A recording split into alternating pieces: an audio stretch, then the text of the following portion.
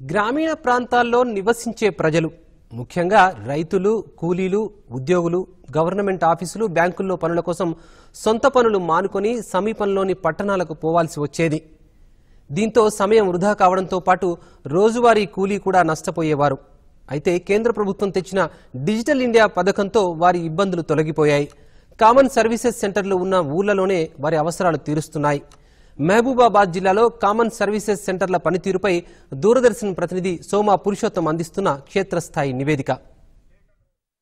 మహబూబాబాద్ జిల్లా కేసముద్ర మండల కేంద్రంలోని కామన్ సర్వీసెస్ సెంటర్ స్థానిక ప్రజల అవసరాలు తీర్చడంలో కీలక పాత్ర పోషిస్తోంది.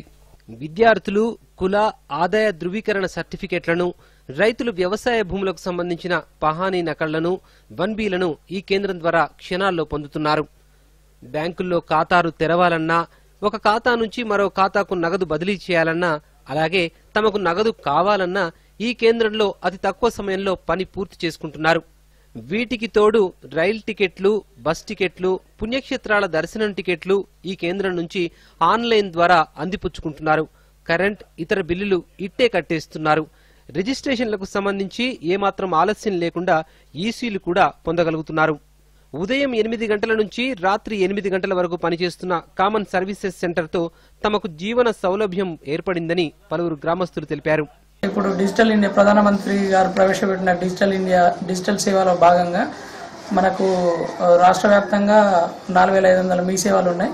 దాదాపు 500 సేవలు ప్రజలకు అందుతున్నాయి. రైతులకు సంబంధించిన పహానీలు, ఆర్ఓఆర్ 1Bలు, మ్యూటేషన్లు, ధరణికి సంబంధించిన అన్ని రకాల సర్వీసులు ఒక 15 నిమిషాల వ్యవధిలో రైతు వచ్చి నిర్ణీత రుసుము చెల్లించి ఆయన సేవలు వినియోగించుకునే అందుబాటులోకి ఈ డిజిటల్ సేవ, మీ సేవ అయితే ఉన్నది ఇలా అవుతున్నది. వీటితో పాటు మనకు విద్యార్థులకు క్యాస్ట్ ఇన్కమ్, రెసిడెంట్ సర్టిఫికెట్లు, ఆధార్లో మార్పులు చేర్పులు ఇట్లాంటివన్నీ మేము చేస్తుంటాం. దీనివల్ల ప్రజలు చాలా సత్వర సేవలు అందుకుంటున్నారు.